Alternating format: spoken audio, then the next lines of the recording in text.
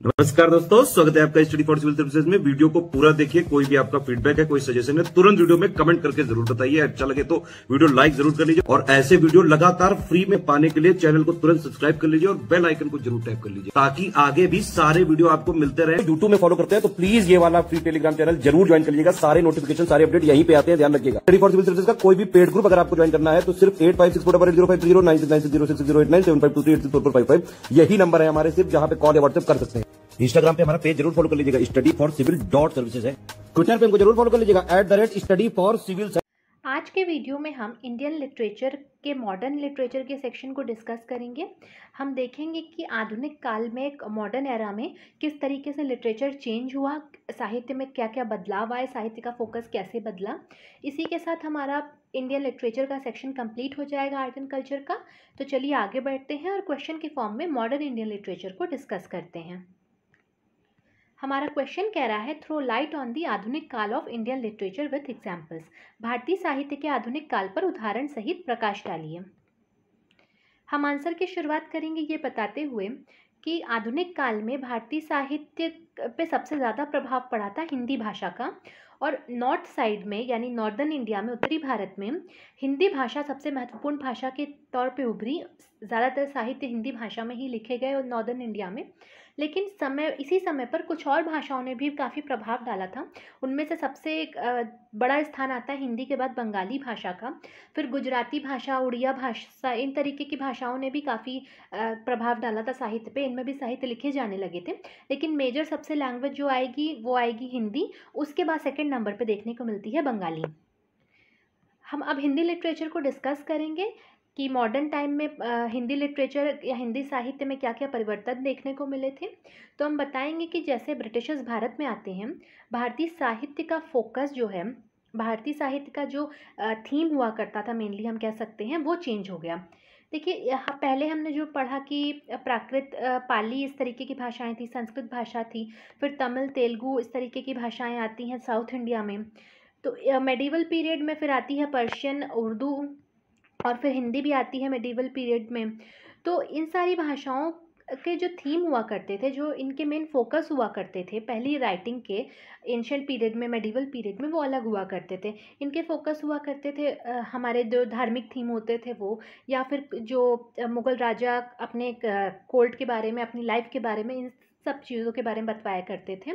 लेकिन जैसे ही हमारे भारत में आगमन होता है ब्रिटिशर्स का, तो हमारा जैसे कल्चर पे इफ़ेक्ट पड़ता है, उसी तरीके से साहित्य पे भी काफ़ी फोकस पड़ता है, साहित्य पे भी काफ़ी उसका इफ़ेक्ट पड़ता है और फोकस बदल जाता है साहित्य का। अब सोशल थीम हो गए थे फोकस साहित्यों का, और भी बहुत सारे थीम आते हैं। तो अभी हम एग्जाम्पल देखेंगे इनका। उसके पहले हम ये देखेंगे कि इसी काल को, जो काल हमारा शुरू होता है ब्रिटिशर्स के आगमन के बाद, इसे आधुनिक काल माना जाता है भारतीय साहित्य का। और महावीर प्रसाद द्विवेदी जी के नाम पे इस काल का नाम रखा गया है, और इसे 4 भागों में, 4 फेजेस में या चरणों में बांटा गया है। भारतेंदु युग है 1868 से लेकर 1893 तक। फिर द्विवेदी युग आता है 1893 से लेकर 1918 तक। फिर छायावाद युग आता है 1918 से 1937 तक। और समकालीन काल यानी कि कंटेम्प्रेरी पीरियड आता है 1937 से लेकर वर्तमान में, जो आज भी चल रहा है, वो हमारा भारतीय साहित्य के, हिंदी भाषा के साहित्य का कंटेम्प्रेरी पीरियड चल रहा है। और आधुनिक काल में ही हिंदी को भारत की राष्ट्रभाषा बनाने के लिए जो आंदोलन चला था, उसका नेतृत्व किया था स्वामी दयानंद जी ने। फिर आधुनिक युग की साहित्य की प्रमुख हिंदी कृतियाँ कौन कौन सी हम देखते हैं। तो भारतेंदु हरिश्चंद्र जी द्वारा लिखी गई अंधेरी नगरी और भारत दर्शन है। स्वामी दयानंद द्वारा लिखी गई है सत्यार्थ प्रकाश। फिर प्रेमचंद्र जी द्वारा लिखी गई है गोदान और कर्मभूमि। हरिवंश राय बच्चन जी द्वारा लिखी गई है मधुशाला। जयशंकर प्रसाद जी द्वारा लिखी गई है कमायनी। तो ये हमारी हिंदी लिटरेचर थी। बहुत सारी लिटरेचर लिखी गई है मॉडर्न पीरियड में हिंदी में। अगर प्रीलिम्स या मेंस किसी में भी इंडियन लिटरेचर से क्वेश्चन आता है, तो ये सारे नाम और ये सारी कृतियाँ मोर देन इनफ होंगी, और ये सारी कृतियाँ बार बार पूछी भी जाती हैं मैच द फॉलोइंग के रूप में। तो आप इन्हें बहुत अच्छे से याद कर लीजिए। आप कई बार वीडियोस को देखिए, आपको ऑटोमेटिकली ये दिमाग में सेट हो जाएंगी। इसके अलावा अगर मेंस में क्वेश्चन आता है तो कुछ राइटर्स और उनकी फेमस कृतियाँ सफिशिएंट हैं, उससे ज़्यादा आपको कोई बहुत लंबी चौड़ी लिस्ट नहीं मेंशन करनी है। कुछ 4-5 नाम आप मेंशन कर सकते हैं, साथ साथ उनकी राइटिंग्स मेंशन कर सकते हैं। और इसके अलावा हमारे पेड ग्रुप्स में आपको पूरी एक एक्सटेंसिव PDF दी जाती है, जिसमें बहुत सारे आपको लिटरेचर के सारे पोर्शन को कवर किया जाएगा। बहुत सारी आपको कृतियाँ मिलेंगी, सारे नाम मिलेंगे, तो वो मोर देन इनफ होगी। आप पेड ग्रुप्स को ज्वाइन करें, आपको सारी PDFs वहाँ प्रोवाइड कर दी जाएंगी और वहाँ पे आपको जो PDF मिलेगी आप उससे याद कर लें। आपका कोई भी क्वेश्चन लिटरेचर के सेक्शन से नहीं छूटेगा। चलिए अब आगे बढ़ते हैं और अब हम डिस्कस करते हैं बंगाली लिटरेचर को। तो जैसे कि हमने देखा कि नॉर्थ इंडिया में हिंदी के बाद दूसरी सबसे मेजर लैंग्वेज जो मॉडर्न पीरियड में चल रही थी राइटिंग में, वो थी बंगाली। तो बंगाली में काफ़ी सारी राइटिंग्स लिखी गई हैं मॉडर्न पीरियड में। उसमें से सबसे फेमस है आनंद मठ, जिसे बंकिम चंद्र चटर्जी द्वारा लिखा गया है। फिर रविंद्रनाथ टैगोर जी की गीतांजलि, ये भी बहुत फेमस एक राइटिंग है उनकी, एक बहुत फेमस वर्क है। उसके अलावा बहुत फेमस राइटर्स जो हुआ करते थे बंगाली लिटरेचर के, राजा राम मोहन रॉय और ईश्वर चंद्र विद्यासागर, अक्षय कुमार दत्त, ये काफ़ी प्रोमिनेंट नाम हैं। इसके बाद फिर हम आते हैं असामीज़ लिटरेचर पे। तो नॉर्थ इंडिया में जैसे हमने देखा कि और लैंग्वेजेस भी उस टाइम पे इवॉल्व होनी शुरू हो गई थी, उनमें भी राइटिंग्स आने लगी थी। तो आसाम की लैंग्वेज असमिया में भी कुछ राइटिंग्स आई थी और असमिया साहित्य में बुरंजियों का वर्चस्व था। यानी बुरंजी क्या होती थी, जो दरबारों का इतिहास हुआ करता था, उन्हें बुरंजी कहा जाता था। और उस टाइम पे मॉडर्न पीरियड में आसामी साहित्य में बुरंजियाँ सबसे ज़्यादा फेमस थी, बुरंजियाँ लिखी जाती थी।